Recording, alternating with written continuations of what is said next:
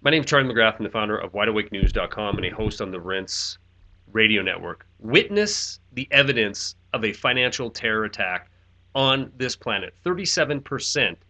This is how much the average household has lost in their wealth in the United States of America ending in the year 2011. 37% decline during this financial crisis. That is $7 trillion of wealth. Now, there's a lot of people that want to make the argument that this was fantasy wealth. 900 plus thousand people have lost their homes to foreclosure in 2012 alone. We're only halfway through the year. 900,000, over 1 million a year for the last 4 years consecutively. That isn't fantasy wealth. That is real pain that real people are experiencing in this country. We've had 8% plus by the U3 number unemployment rate for over 40 months in this country. That is real pain. People's wages are falling. This is real pain.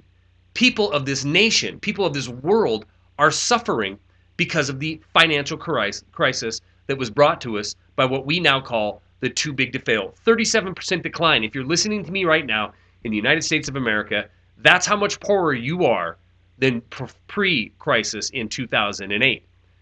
So it would stand to reason that the people who brought us to this point, this financial Armageddon, the people who brought us here, that they would be suffering as well. But nothing could be further from the truth. J.P. Morgan, value $2.3 trillion in the year 2011. Same thing with Bank of America in 2011, $2.1 trillion. Citi 1.9, Wells Fargo 1.3, and Goldman Sachs at nearly $1 trillion. This is what these companies were valued at. These 5 companies that pre-crisis made up under 40% of the economy and now make up over 50% of the economy have a combined worth of $8.5 trillion. Let's look at this number, $8.5 trillion. Okay? Just slightly more than the wealth that has been stolen from the people of this nation of $7 trillion. Ironically enough, it is almost the amount we have added to our national debt since this crisis began.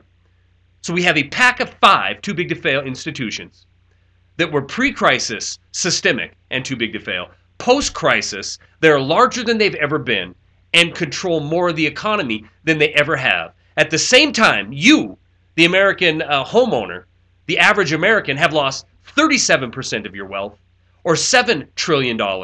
And at the exact same instant, you've been put over $8 trillion further into debt in saving this economy, in this fledgling rescue that we keep hearing about.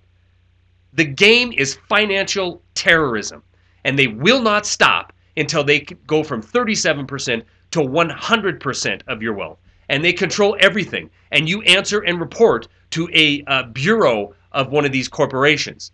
It isn't a government of, by, and for the people anymore. It is a government of, by, and for the corporatocracy. Do not see a difference between the corporate elite in Wall Street and the so-called representatives in Washington, D.C. They are one and the same. One is working for the other. Both of them are working against you and your best interest.